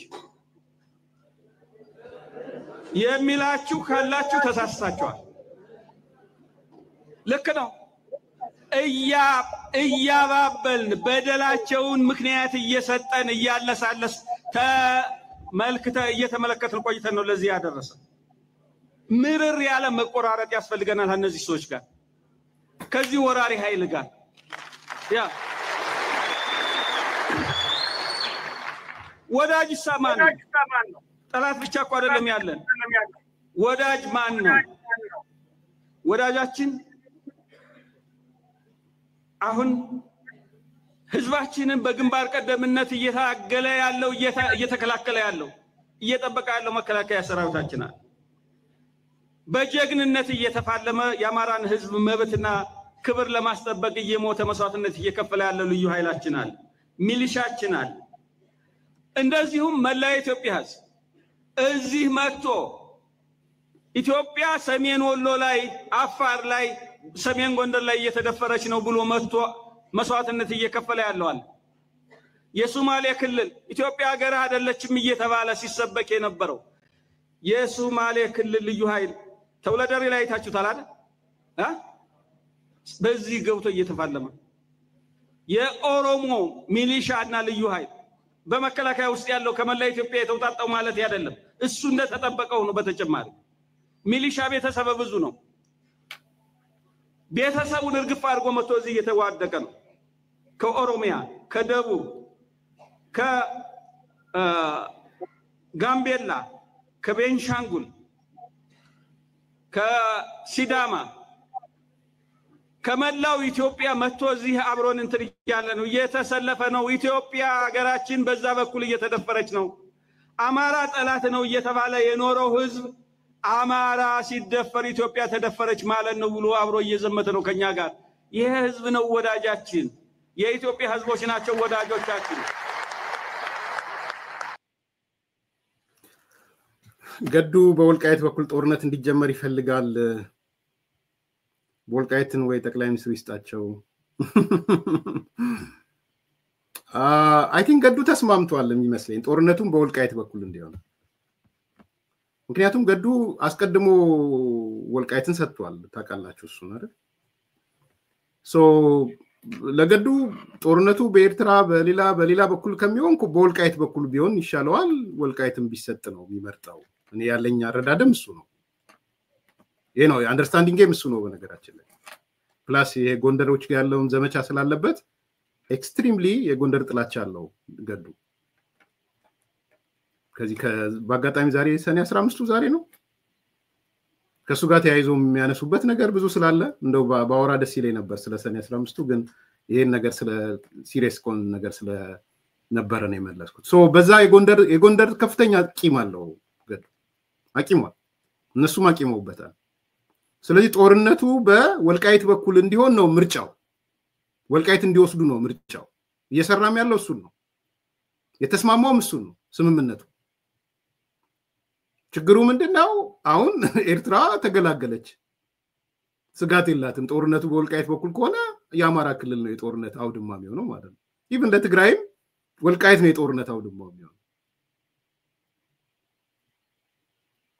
ስለዚህ በኤርትራ በኩልም ግልግል ነው በትግራይም በኩል ቱ ሳም ኤክስቴንት የጦርነት አውድማው ወደ አማራ ክልል ነው ጎትተው ያመጡ ያሉት ስለዚህ ስቲል የሚደቀው የአማራ ክልል ነው ማለት ስቲል የጦርነት አውድማ የሚሆነው ህዝቡ አደጋ ውስጥ የሚገባው እንግዲህ አላቅም ወልቃይትን ሲወስዱ ወይም አርሚያቸውንም ምናቸውንም አምጥተው እንደው አሸንፈው ቢወስዱ ምንድነው የሚሆነው ኢቭን ፌደራል መንግስቱ ኦኬ ራሳችሁ ጉዳይ ይዛው ብሎ እኔ መስመሬን እዚህ ጋር አረጋለሁ ብሎ ለቁላቸው ቢወጣ ምንድነው የሚሆነው በአማራ ህዝብና በብልጽግና ወይም በእንትን አይደለም በመንግስት አይደለም በአማራ ህዝብና በትግራይ ምን ይሆናል ስለዚህ እኔ የጦር አውድማውን አማራ ክልል ለማድረግ ወስነዋል that's why ገዱ ወደዚህ የመጣው ኑዛዜውም እሱ ነው እኔ አንዳንድ ሰዎች ኑዛዜ ነው እንትን የትግራይ ሚዲያዎች እንትን ያሉት ነው ያናዘዙት ነው እኔ ትክክል ናቸው ብዬ ነው ማምነው እነሱ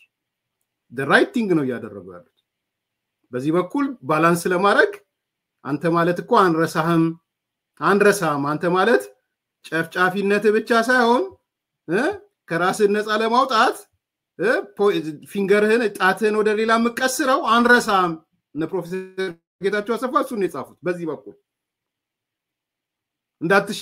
አንሸወድም ባንተ ጣትን ቀስረ አንድ ሰው ላይ ለመውሰድ የሆነ ሰው ላይ ለመውሰድ አትችልም አንድ ባላንስ ነው በሌላ በኩል ደግሞ ማናዘዝ ነው ሁለተኛው ባላንስ ተፈት እንዲያረጋት ማለት ነው ስቶሪም ክሬት ያረጋ ምንም ያረጋ አሁን እዛው ውስጥ ገብቼ ልክ ነው ልክ አይደለም እዛው ውስጥ አልገባም እኔ ግን በሁለቱም መንገድ የትግራይ ልጆች ያረጉ ያለው ነገር እኔ በሆንም ማደርገው በዚህ በኩል ያናዝዙታል በዚህ በኩል አንተ ቆሻሻ ያለ ቆሻሻውን ያሳዩታል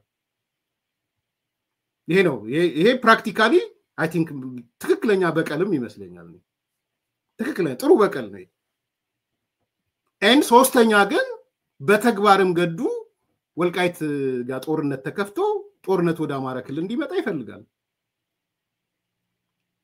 ኤርትራም ትፈልጋለች በሷ በኩል ከሚሆን ትግራይም በሌላ በሱ በኩል ከሚሆን በወልቃይት በኩል ቢሆን ትግራይም ይፈልጋል ስለዚህ ድምር ውጤቱ የአማራ ክልል ዶጋመድ ማድረግ ይሄ ነው የሆነ ያለው ስለዚህ ለምን እንደዛ ምናምን ትሉ ሰዎች ብዙ በገዱ የሚሳኩ ኦብጀክቲቮች አሉ ቀደም ያነሳዋቸው ግቦች ይሳካሉ አንደኛ ይሄ የማያድፍ ቆሻሻ ስላለ ብታጥበው አትነጻም ብለው እየነገሩት ነው እነ ፕሮፌሰር ጌታቸው ጣትን አትቀስር አንተ ውሸታም የፈጸምከውን ነገር ምን ረሳ እንዳይመስልህ የሚል ቆሻሻውን ነው ያስታውሱት ያሉት በሌላ በኩል ደግሞ ግዴለም አውጣውና እንትን እንበል ለማጠብ አይደለም ሌላውን ለማቆሸሽ ማለት ነው ሰውኔ ትክክለኛ ስራቸውን እየሰሩ ነው ያምናሉ ሶስተኛው ዋናው ኃይል ለጦርነት ማዘጋጀት ነው ስለዚህ ዲል ያረጋል ወልቃይት በመናም ከሚሆን ወልቃይት በኩል መጥቶ ጦርነቱ ገዱን ተገላገለ ማለት ነው ፈርሞ የሰጠው ስለሆነ በነገራችን ኦሬዲ ፈርሞ ሰጥቷል ያንን ነገርም እንዳይወቀስ ማድረግ አለበት ስለዚህ እነዚህ ሁሉ 3-4 ግቦች ድምር ውጤት ነው የገዱ ያ ሲሆን ግን ያልሆነ ነገር አትናገር ነው ያልነው ያልሆነ ነገር አትናገር ያልን ነው አትዋሽ እኔ ወደ ጦርነቱ ስገባ የነበረኝ ግብና እከለ የነበረው ግብ ይለያያል አትበል እዛ ወረቀት ጽፈው የሰጡ ሰዎች ለምን የትግራይ ወራሪ ኃይል ትላለ ብለው ስለሰጡ ብቻ ተበሳጭተው የተናገርከው ይሄው ያደባባይ ምስጥር ሆነ እዚህ ውስጥ ያው ወረቀት ሰጡኝ ለምን የትግራይ ወራሪ ኃይል ትላለ ለምን ቲፒኤልኤፍ አትልም ነው ያሉ አልልም ቲፒኤልኤፍ የትግራይ ወራሪ ኃይል ነው የምትለው አንተ ምንድነው የትግራይ ወራሪ ኃይል የትግራይ ምሁር የትግራይ ፖለቲከኛ የትግራይ ባለሀብት ንብረቱን ሁሉ ሰብስበው ወደ መቀሌ ወሰዱ ነው የምትለው ከጣሊያን ይዋሱ ናቸው ነው የምትለው አንተ ምንድነው ዓላማህ የሚለየው ይሄስ ወይ ተጽፎ ተሰጥቶ አሁን የሁሉ ነገር አድራጊ ፈጣሪ እንግዲህ ጠቅላይ ሚኒስትሩ ስለሆነ ጠቅላይ ሚኒስትሩ ጽፎ ሰጥቶ ነው ያነበብከው ያመንክበት እኔ አንዱ ጥያቄ ይመጣል ብሏል አይደል እዛም ሚዲያ ላይ ተመልሶ ሲመጣ ይሄንን አምነህበት ነው የተናገርከው ወይስ ፈጠራ ነው ተብሎ እንዲጠየቅ ፈልጋለሁ ከልብ የሚጠይቁ ሰዎች ከልብ የሚጠይቁ ከሆነ ለሌላ ፐርፐዝ ለሌላ ነገር ያዘጋጁት ካልሆነ በስተቀር ይቺ ንግግር ቀኗም ተቀምጣለች ምናልባት ሰዎች ካላያችሁ ተጨማሪም አለ በነገራችን ላይ ቀኗም አለች የተናገርከው ጠቅላይ ሚኒስትሩ ጽፎ ሰጥቶ ነው የትግራይ ወራሪ በል እንደዚህ በል ብሎ ነው ሰጥቶ ነው ወይስ ከራስ ከውስጥ ነው የመነጨው የሚለው ነገር አንሱ ጨምሩ ነስሙት እቺ ኦክቶበር ጠያቂዎቹ ሲመጣ ኦክቶበር 21 2021 እንዳትረሱት ብዬ ነው ኦክቶበር 21 2021 ያደረከው ንግግር ጠቅላይ ሚኒስትሩ ጽፎ ሰጥቶ ነው ወይስ አንተ የምታምንበትን ነው የተናገርከው ብለ ጠይቁልኝ አደራ ሌላ ይሄ ጋራ ጥላቸው ይደርሳል ምንም ችግር የለውም ከዚያ አኳያ ይሄንን እየፈጸመ ያለው ማን ነው የትግራይ ወራሪ ኃይል ነው እዚህ ላይ እውነተኛውን ጠላት መለየት ንጹሃንን እንዳይደበላለቁ ለማድረግ ይጠቅማል አንድ ወረቀት የደረሰኝ ሰው የትግራይ ወራሪ ኃይል ስል እንደው ቅፍፍ ያላችሁ ሰዎች አላችሁ ጣሊያን እኮ እንደዚህ ያላደረገም ጣሊያን ሌላው ስሙት ይቅርታ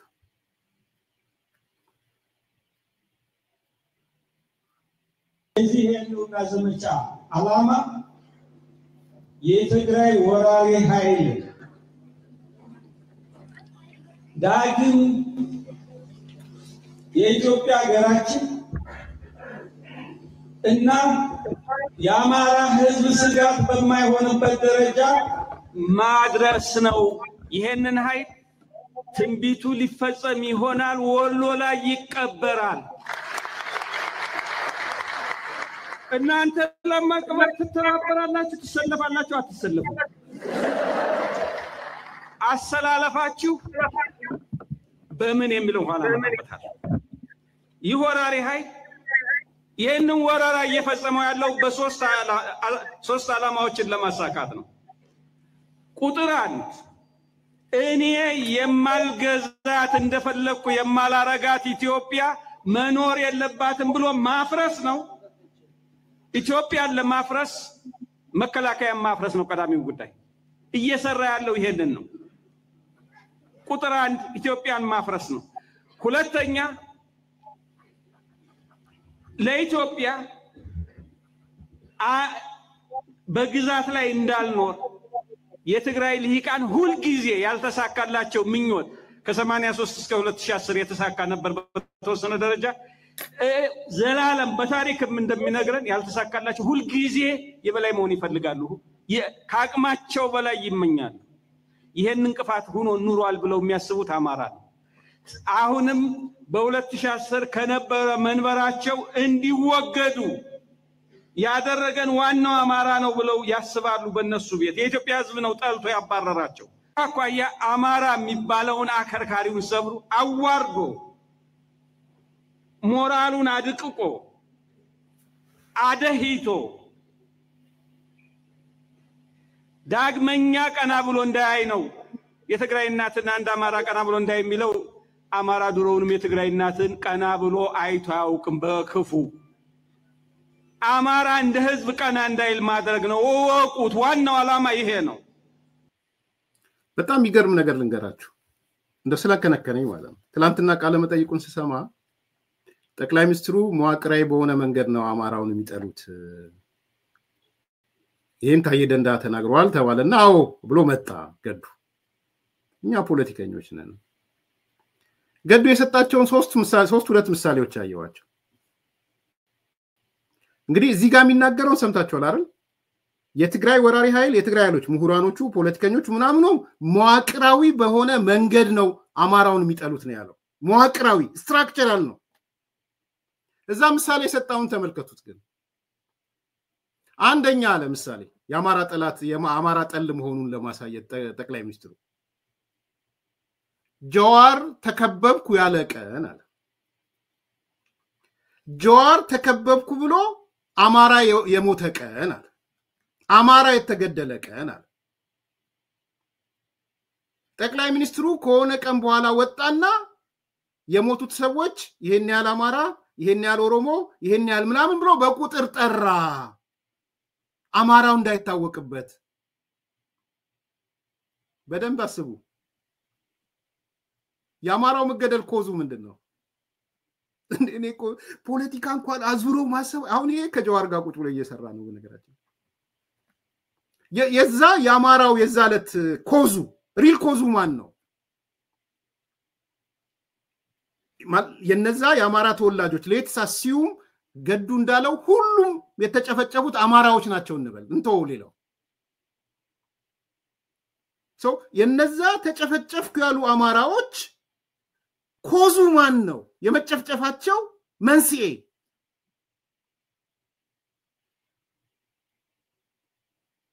ንገሩኝ። ማን ነው ኮዙ? በሱ እኮ አነጋገር ጀዋር ነው እኮ ሌላ ግድ የለም ሩቃኒ ጀዋር ነው እኮ ኮዙ። ምክንያቱም ለሰዎቹ ያስተላለፈው ጀዋር በወቅቱ ለነበሩት ሁለተኛ መንግስት ብሎ ላላቸው ኃይሎች ያስተላለፈው መልእክት ተከብ ያለው ድረሱልኝ። the real cause ለጭፍጨፋው ለምኑ ኮዝ ለጭፍጨፋው ኮዝ የተከበብ ያለው ጀዋር ነው ሌላ አይደለም። ተመልከት። አሁን እዚህ ጋር ጠቅላይ ሚኒስትሩ 4 አማራ 5 አማራ አለ ንጉሱን አትናገር አለው ምናምን ኢፌክቱ ነው እሱ። ኮዝ ኤንድ ኢፌክት እንዴ ህግ ሰዎች አይደል እንዴ ብዙዎቹ ኮዝ ኤንድ ኢፌክት እኮ አለ እንዴ። ኢፌክቱ ጠቅላይ ሚኒስትሩ ወይም እዛ ዙሪያ ያለው ይሄ ነገር አማራ ላይ ነጣጣ አደጋ ይሆንብናል ስለዚህ ባለው ካልኩሌሽን እንዲናርግ ሚለው ኢፌክቱ ሊሆን ይችላል። እሱ ላይ መከራከር አልፈልግም። ኢፌክቱ ላይ ኮዙ ግን ተከብብ አንድ ምሳሌ የሰጠው ይሄንን ነው። ጀዋር ተከብብ ያለው ባለ ሰዓት ማለት። ሁለተኛ ምሳሌ አለ። እሺ ስብዬ አሁንም እንደው ልሰማው መዋቅራዊ እንደን አጫሉ የተገደለለት አለ። አሁን ኮዙ ያጫሉ መገደል ነው። ያጫሉ መገደል እንግዲህ የአማራ የኦሮሞ ኃይሎች አንዳንዶቹ የዛው ነው ያለቀሱ ሻቢያ ምናም ሲሉ ነበር። አሁን ውስጥ ምን መግባት አልፈልግም ለጊዜው ቢያንስ የጀዋር መጽሐፍ ግን የነገረኝ ነገር ለኔ አጫሉና እነ ዶክተር አብይ ሌሎቹ ፍሬንድ እንደሆኑ ነው የነገረኝ። ማንንም ፍሬንዱን አይገለም። ቢያንስ በእርግጠኝነት የምናገረው ነገር የለኝም መረጃ ማስረጃ ከመጽሐፉ አንብቤ ዲዳክት እንትን ምለው ነገር ከሌሎች ከተጠው ማለመጠየቅ ከሻቢያ ሰዎች እነሱ ከተናገሩት የሻቢያ ሰው ገደለው ካሉት የኦሮሞ ጽንፈኛ ኃይሎች ሚዲያ ላይ ያሉት አካን ደስ ማን እንዳቀመበትም ይታወቅ ነበር። አጫሉ ላይ ማን እንዳቀመበት አሁን ሱስ አልገባ አሁን መጣና አጫሉ የሞተለት አለ አማራው ተገደለ። ምናልባት አዲስ ነገር ያመጣው ሹመት ልሰጥስል የወለጋ ልጅ ነው እኮ እንዴት ታምነው አላለኝ። ስለዚህ ወለጋን አይወድም ብሎ ኦሮሞን አይወድም ወለጋ የሚባለውን አይወድም ማለት that's good። ምን እንግዲህ እሱን ይነጋገሩበት እዚህ ጋር ላነሳላችሁ የፈለኩት መዋቅራዊ ነው ብሎ ያነገረን ገዱ ኮዞቹ ወይ ከጀዋር ጋር የተሳሰሩ ናቸው ወይ ካጫሉ ግድያ የተሳሰሩ ናቸው ምናምን በምሳሌ ያመጣቸው ኢፌክቱ የተባለው ነገር ሊሆን ይችላል። ዛሬ ግን እየነገረን ያለው ምንድነው? እዚህኛው ላይ የትግራይ ወራሪ ኃይል፣ የትግራይ ልሂቅ፣ የትግራይ ምሁር፣ የትግራይ ባለሀብት ከጅምሩ የአማራ ጠላት ነበረ ነው እያለ ያለው። ስለዚህ ሚዲያ ላይ ስታመጡት ይሄን ነገር ጠቅላይ ሚኒስትሩ ጽፎ ሰጥተው ነው ወይ ወንድም ገዱ፣ ታጋይ ገዱ፣ አጋራችን ገዱ፣ ወይንስ ከኪስ ነው ያወጣኸው፣ ወይንስ የምታምንበትን የተናገርከው ብላችሁ ጠይቁት። ግድ የለም ይጠቅማል፣ ለኢንቴግሪቲም ይጠቅማል። ይሄ ሁለተኛ ዓላማ የበላይ መሆን ይፈልጋሉ፣ ከአቅማቸው በላይ ይመኛሉ። ይሄን እንቅፋት ሆኖ ኑሯል ብለው የሚያስቡት አማራ ነው። አሁንም በ2010 ከነበረ መንበራቸው እንዲወገዱ ያደረገን ዋናው አማራ ነው ብለው ያስባሉ። በእነሱ ቤት የኢትዮጵያ ሕዝብ ነው ጠልቶ ያባረራቸው። አኳያ አማራ የሚባለውን አከርካሪውን ሰብሩ አዋርዶ ሞራሉን አድቅቆ አደሂቶ ዳግመኛ ቀና ብሎ እንዳያይ ነው የትግራይ እናትን አንድ አማራ ቀና ብሎ እንዳያይ የሚለው። አማራ ድሮውንም የትግራይ እናትን ቀና ብሎ አይቶ አያውቅም በክፉ። አማራ እንደ ህዝብ ቀና እንዳይል ማድረግ ነው። ወቁት። ዋናው ዓላማ ይሄ ነው። ሁለተኛ ዓላማ። ሶስተኛ ዓላማ ሀብት በመዝረፍ የዚህ ወራሪ ኃይል ወኪልና የጥቅም ተጋሪ የሆነውን የትግራይ ህብረተሰብ ክፍል ሁሉን አይደለም፣ ሁሉን ትግራይ ጠቅሞ አያውቅም፣ ወደፊትም አይጠቅም። የትግራይ ህብረተሰብ ክፍል የዚህ ኃይል ዋና ጥገኛ ትስስር የጥቅም ትስስር ያለውን ኃይል መጥቀም ነው። በዚህ አድርጎ ትግራይ ሊገነባ በእኛ በተዘረፈ ሀብት። ሶስተኛው ዓላማ ይሄ ነው። በዚህ አድርጎ ትግራይን ሊገነባ በእኛ በተዘረፈ ሀብት። አይ ቲንክ ይሄን ጽፎ የተሰጠው መሰለኝ። አዝናለሁ። በጣም ነው ማዝነው እውነት ለመናገር። በዚህ በተዘረፈ ሀብት ትግራይን ሊገነባ ነው ያለው፣ ሌላ አይደለም ያለው። በዚህ በተዘረፈ ሀብት ትግራይን ለመገንባት ስላሰበ ነው ያለን ያለው ገዱ ወንድማችን። የትግራይ ህብረተሰብ ክፍል ሁሉን አይደለም፣ ሁሉን ትግራይን ጠቅሞ አያውቅም፣ ወደፊትም አይጠቅም። የትግራይ ህብረተሰብ ክፍል የዚህ ኃይል ዋና ጥገኛ ትስስር የጥቅም ትስስር ያለውን ኃይል መጥቀም ነው። በዚህ አድርጎ ትግራይ ሊገነባ በእኛ በተዘረፈ ሀብት። ሶስተኛው ዓላማ ይሄ ነው። ይሄ በወሬ አይደለም፣ በተግባር ሆነ። እዚሁ እናንተ ምድር ላይ እናንተው መንደር ኢትዮጵያን ለማፍረስ ዋና ጠላት ያው እነሱ የሚናገሩት መከላከያን ማፍረስ ነው። ከዛ ደግሞ በአገር ደረጃ ሄዶ ኢትዮጵያ የምትባለው መከፋፈል ነው። ሌሎች እሱ የፈጠራቸው በታታኝ ኃይሎችን ተጠቅሞ እየሰራ ነው ማለት ነው። ሁለተኛ ይሄን እየሰራ ያለው እዚህኛ አካባቢ መጥቶ ነው ማለት ነው። አማራን አንገት የማስደፋት ስራውን ከሰሜን ወሎ በገባባቸው አካባቢዎች ንጹሃን ተገለዋል፣ በመቶዎች የሚቆጠሩ ንጹሃን ምንም እየተታኮሱ አይደለም ወይም ሌላ ነገር አይደለም፣ ንጹሃን ተገለዋል። የአካባቢው ወጣቶች በእጅጉ ሐራስ ተደርገዋል። አንዳንዶቹን እየሰበሰበ ከፊት እያሰለፈ የጥይት ማብረጃ አድርጓቸዋል።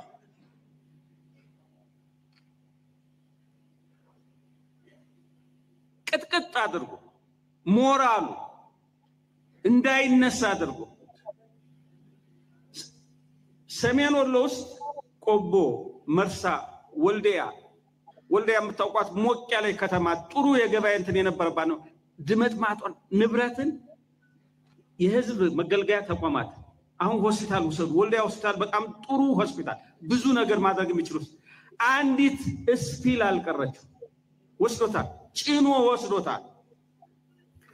ስፒል አልቀረውም ጭኖ ሲወስድ። ጠይቁልን ሲመጣ ስፒልም አልቀረው ወይ ጭኖ ሲወስድ? እውነት በአይነ አይታል ወይ? እውነት ነው ወይ? ይሄ ወንድም ገዱ አሁን አጋራችን የወልቃይት ጦርነትን ልታሳከልን የመጣ ወዳጃችን በሉና ጠይቁት። በዚህ አጋጣሚ አንድ ጥያቄ አይቻለሁ። የትግራይ ልጆች አሁን ህወሓትን መቃወም አቁመዋል ሚዲያዎቹም ላይ ምንድነው ዋናው ምክንያት? ጦርነቱ አማራ ክልል እናስገባለን ብለው ወስነው ነግረዋቸዋል። እንዳትሸወዱ። ይሄ ነው አሁን በትግራይ ኃይሎች ብዙ የቲፒኤልኤፍ ተቃውሞ ማትሰሙት በየሚዲያዎቹ። ይሄ የደብረጽዮን ልጆች መቼም ሊቃወሙ አይችሉም። አዳዲሶች የሻቢያ ድመቶች መቼም ሊቃወሙ አይችሉም። ሌሎቹ ግን ተቃውሞ ያቆሙት ጦርነቱ አማራ ክልል እንደሚሆን ቲፒኤልኤፍ ነግሯቸዋል። ስለጠየቃችሁ አማራ ክልል ነው ጦርነቱ። ጦርነቱን ከትግራይ ያስወጥተውላቸዋል በዋናነት። በዛ ደረጃ ስለሆነ ለምንድን ነው ቲፒኤልኤፍን አሁን የሚወቅሱት? እንዴ ምዕራብ ትግራይ የሚባለውን ላስመልስ እያለ እየሄደ ለምንድን ነው የምትዋጋው? ስትራቴጂክ ኤነሚ አይደለም። አሁን ስትራቴጂክ ኤነሚ ምዕራብ ትግራይ ምናምን የሚባል የለም። ፕሪቶሪያ ስምምነት ምናምን የምትለው ነው ስትራቴጂክ ኤነሚ። ፌደራል መንግስቱ ወይም ወልቃይት ላይ ያሉት ወልቃይት ብረሳሽ ምናምን የሚሉት ናቸው ስትራቴጂክ ኤነሚያቸው። ሶ ዋይ ዜ ፎከስ ኦን ቲፒኤልኤፍ አደመ ምናምን ለምን ሲሉ ይውላሉ? አይፈልጉም እሱ ቢኮዝ እናደመ ሚሊቴሪውም ትኩረቱን አማራ ክልል ላይ ጦርነቱ እንዲሆን አድርጓል። ሶ ጦርነቱ ከዚህ በኋላ አማራ ክልል ስለሆነ ለምንድነው ቲፒኤልኤፍን መተው የሚወቅሱት? ለምን ሚሊቴሪ ይሄ የነ ጀነራል ምግባ ምናምን ለምን ይወቅሷቸዋል? ሽፍት አድርገዋላ። ከትግራይ ጦርነቱ እንዲወጣ እየሰሩ ነው ያሉት። አሁን ጦርነቱ የሚሆነው ወልቃይት ላይ ነው። ስለዚህ ለምን ይቃወማሉ? ሊቃወሙ አይችሉም። እነገዱን እያመጡ ማናዘዝ ነው ትልቁ ፖይንት። እና አይ ቲንክ ይሄን ክላሪቲ እንዴት እንዳልያዛችሁ አልገባኝም። ያ ነው ፖይንቱ። ኤኒዌይስ እናጠቃለው። በወረራቸው አካባቢዎች 23 ሆስፒታሎች ከመቶ በላይ የጤና ጣቢያዎች ተዘርፈዋል። የጤና ብዙ የማይነኩ የሚከበሩ ናቸው። የጤና ናቸው። አሁን ሕክምና የሚባል የለም። አገልግሎት ተውቲያ እንትን ነው። እቤት ወጥቶ በአግባቡ ውጭ ላይ የሚውል ሰው የለም። እቤቱ እስር ቤት ውስጥ ገብቷል። ከራሱ ቤት እስር ቤት ሆኖ ነው የሚኖረው። ይወጣ እንደሆነ ይገደላል።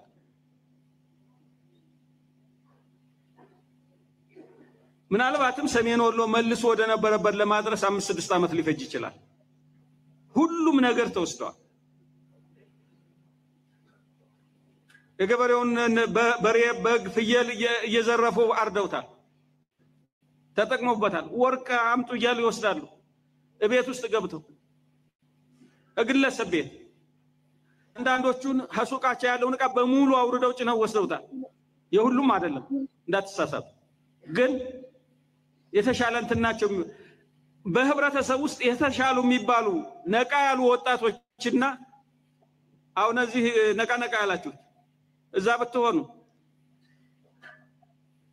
በከፍተኛ ሁኔታ እየለዩ ነቃ ያለውን ይቃወማናል የሚሉትን ገለውታል።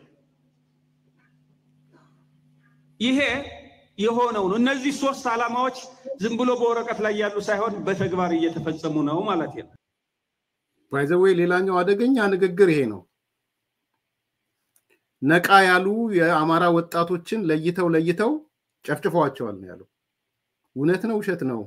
ይሄ የህሊና ጉዳይ ነው። ባይ ዘ ዌይ ለአማራውም ለትግራይ ልጆችም መሰረታዊ ጥያቄ ነው። ውሸት ነው ካለ ይጠቅማችኋል፣ ካልጠየቃችሁ ግን ያው የጋራ ጠላት በሚለው ነው ሊሆን ይችላል። this is በጣም the most dangerous አንዱ ንግግር ይሄ ነው። ሻቢያ የተከሰሰበት እንትን ያለበት ይሄ ነው። ካሉት ከማህበረሰብ ውስጥ ኢቭን እዚህ ውስጥ ያላችሁ ነቃ ያላችሁ ብትገኙ እንኳን ፖለቲካ አመለካከታችሁ ምንም ይሁን ይገላችኋል፣ ይደፏችኋል፣ ይጨፈጭፏችኋል። ይሄ ፋክት የተናገርከው ፋክት ልክ ነው ልክ አይደለም ተብሎ ገዱ መጠየቅ አለበት። ያለ ምንም ነገር ነው መጠየቅ ያለበት። ፋክቱ ከሆነ በዚህ ደረጃ ሌላ ጥያቄ ይሆናል። it's a genocide by the way። ሊሂቁን ምሁሩን ብቻ ለይቶ ወጣቶቹን ለይቶ መጨፍጨፍ ማለት ነው። የዘር ማጥፋት ነው የሚሆነው።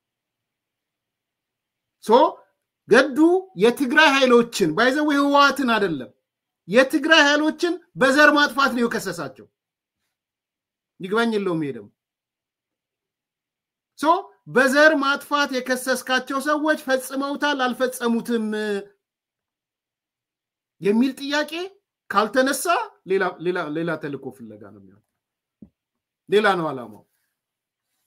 ሶኒ አዊዝ ጌታቸው አሰፋ ፕሮፌሰር ጌታቸው አሰፋ እንደዛ ከሆነ ስለዚህ እንዲህ አይነት ሰዎች ናቸው። ኢን ኤኒ ኬዝ ዛሬ ገባይ ነገር በዋናነት ጦርነቱን በወልቃይት ለመጀመር ታስቧል። የአማራ ክልል የጦርነቱ ሴንተር ነው የሚሆነው። አይ ቲንክ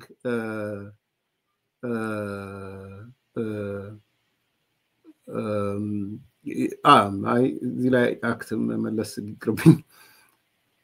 ምንም ጥያቄ የለውም። በቃ አሁን ምን መሰላችሁ የትግራይ ሚዲያዎች ተነግሯቸዋል። ሪጋርድለስ ኦፍ የቲፒኤልኤፍ ደጋፊ የሚሆኑ አይሆኑም የነደብረጽዮን ደጋፊ የሚሆኑ አይሆኑም አንድ ነገር ልታውቁም ፈልገው ቲፒኤልኤፍን አይቃወሙም። አሁን ከዚህ በኋላ ሚሊቴሪውን አይቃወሙም። ምክንያቱም ጦርነቱን በተቻለ መጠን ከትግራይ አውጥተው ወደ አማራ ክልል ለመውሰድ እየሞከሩ ነው። አንዱ ወቀሳቸው የነበረው እሱ ነው። ከአብይ ጋር ራሱ የነበረውን ጸብ ትግራይን የጦር አውድማ ልታረጉት ነው ብሎ ነው ሲሉ የነበረው አንግን የጦርነት አውድማው ተመልሶ ወደ አማራ ክልል መጥቷል። ስለዚህ ለምን ይቃወሙናል? እሱ ማውቃለ ኦብጀክቲቭ እሱ ነው። ማጠንጠኛው እሱ ነው። የስትራቴጂክ ጠላት ልየታና የስትራቴጂክ ወዳጅ ልየታ ወይም ታክቲካል ወዳጅ ልየታ ኮር ፖይንቱ እሱ ነው። እንደምንም ጦርነቱን ከትግራይ ክልል ማስወጣት ነው። በዚህ ለአካል ላይ የሚተባበር ካለ ታክቲካሊ ወዳጅ ነው፣ ስትራቴጂካሊ ወዳጅ ነው። ስለዚህ ገዱ ወዳጅ ነው አሁን። ምክንያቱም ጦርነቱ በወልቃይት በኩል ነው የሚመጣው። ወልቃይት ደግሞ እንዲሰጥ ይፈልጋል ገዱ። ሰው ከታጠበለት በዚህ መልኩ የተናገራቸው ነገር ከታጠበለት ኢትስ ኦኬ። ለምን ያስገድዱታል? ሊያስገድዱት አይፈልጉ።